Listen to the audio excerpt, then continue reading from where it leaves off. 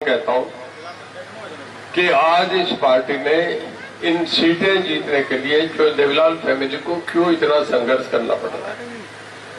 कभी जो देवीलाल का ये काम था कि सीकर जाके खड़े हो गए जो देवीलाल बन जाते, रोहतक जाके जो देवीलाल बन जाते, सोनीपत जाके बनते तो हो जाते थे, और दुष्यंत को उचाना लड़ाया तो जिता दिया, अजय को नौ लड़ाया तो जिता दिया, जीतराम को माला रामपुर लड़ाया तो जिता दिया। और आज 3 पीढ़ी आपका अब है, और अभी अर्जुन चौटाला और ओम प्रकाश जी चौटाला को रथ में बैठ के गांव में आके वोट मांगने पड़े, तो देखो हमारा लेवल कहां से कहां गया। गलत तो नहीं करा।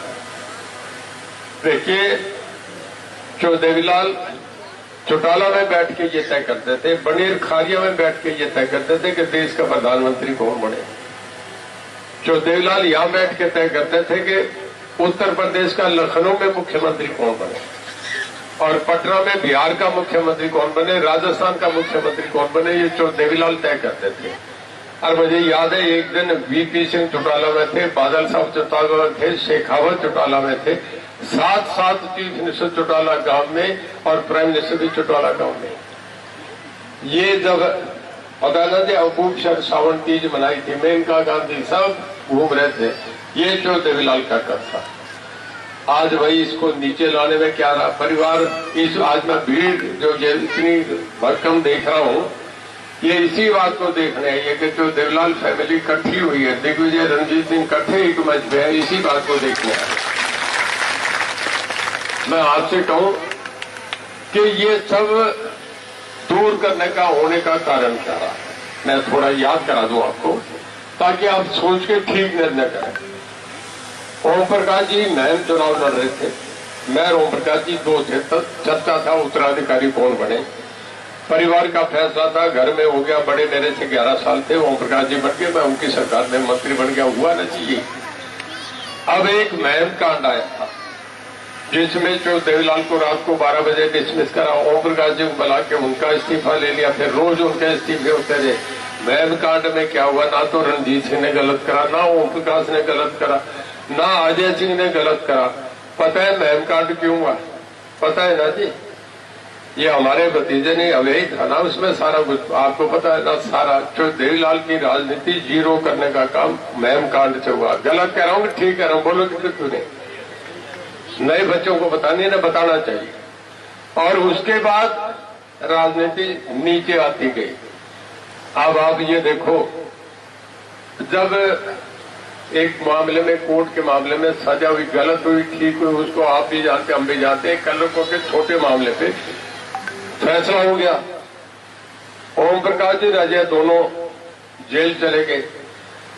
31 एमएलए छोड़ के गए थे, 31 एमएलए, और सबको ये कांग्रेस तो 18 पे थी, और जब वापस आई जेल से छोड़ के चुनाव हुआ तो 1 एमएलए मिला केवल एक। भाई कौन जिम्मेदार थी? वो तो दोनों, अजय और ओम प्रकाश जी तो दोनों अंदर थे।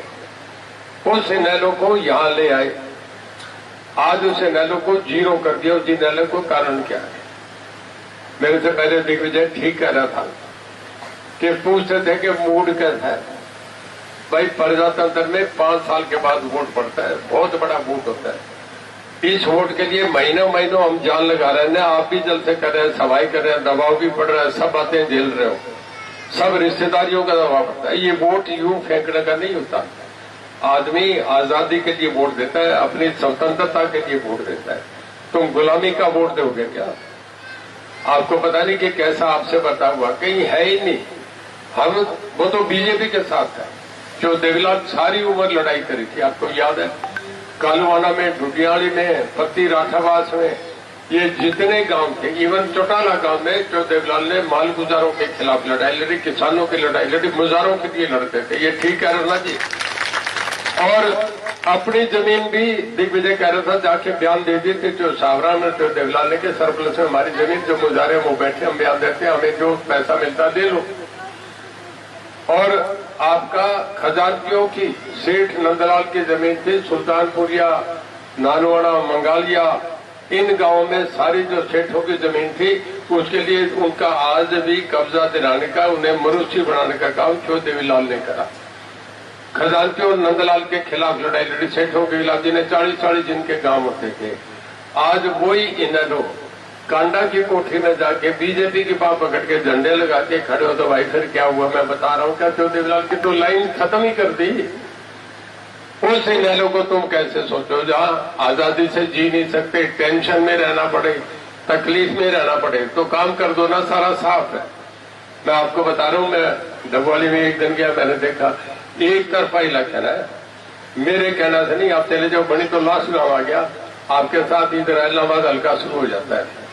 आप नामदारी बेल्ट में चले जाओ, इलाहाबाद मंडी में चले जाओ, नामदारी बेल्ट इलाहाबाद में, दोनों में मिला के 15,000 वोटों से इनेलो पीछे, कांग्रेस आगे। गलत तो नहीं करा, वोट ही नहीं है। जो आदमी बीजेपी के साथ समझौता करे, जो आदमी कांडा के किले में जाके अपना झंडा लहराए, तो भाई फिर उसे वोट कौन देगा। और भाई टेंशन में रहो, कोई काम कहने से भी, जिसको जो रणजीत सिंह तुम्हारे बीच आता रहे, पहले ये जितने कैंडिडेट कभी आए हैं क्या, एक भी आया तो मुझे बता दो।